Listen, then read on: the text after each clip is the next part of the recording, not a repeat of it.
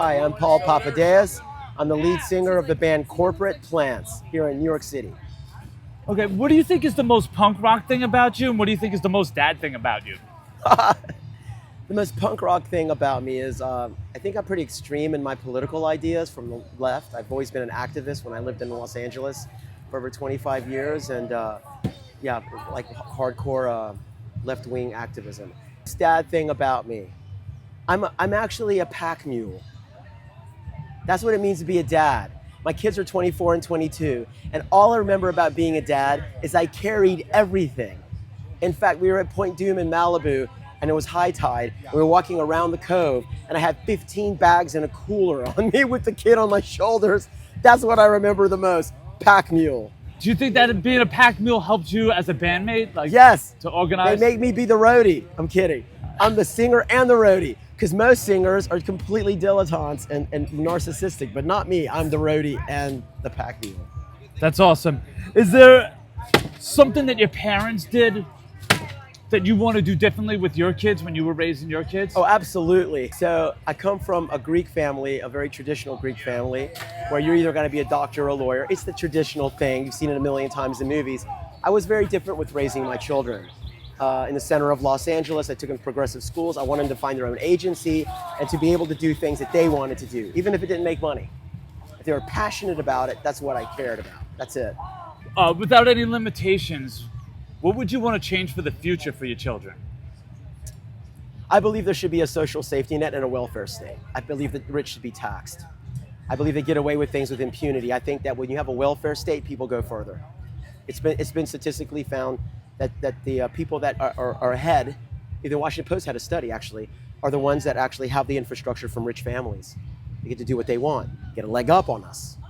But if we had a welfare state where people pay their fair share, not only Bernie, but they pay their fair share, we'd have more of a social infrastructure to create art and to create expression and to create a safer, beautiful culture. That's awesome.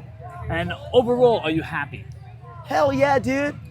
I'm married to the most amazing woman in the world. I'm in the most amazing band, and we're about to rock out. And my final question, is punk dead? Question. No, I have the weirdest, I think I have a very divergent opinion about punk. Punk will never die because it's people that aren't technically always musicians who are expressing themselves with whatever tools they have at their disposal. It's not what it's in GarageBand, which is like the minor chord, you go into GarageBand, it plays you what punk's supposed to be. That's not what punk's supposed to be. When a band like Sleaford Mod comes out with a computer and two dudes dancing with beer and rapping over it, to me, that could be punk, right? It's anything people want to express themselves, and that will that will ultimately transcend time, because punk doesn't fall into a genre. It's anti-authoritarian, it's expressive, it's finding a means to express outside the circuits of capitalism. So for me, it'll never die. That's awesome. And with that being said, is there something that you wanted your kids to get out of the punk scene when you were raising them? Like any kind of values you wanted to transfer to them?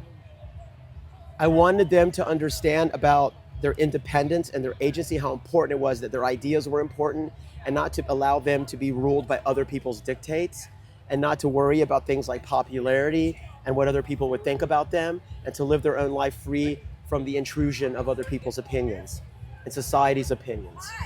That's what I want. I want them to find, and also certain aspects of punk, they learn about social democracy and and questioning illegitimate authority structures.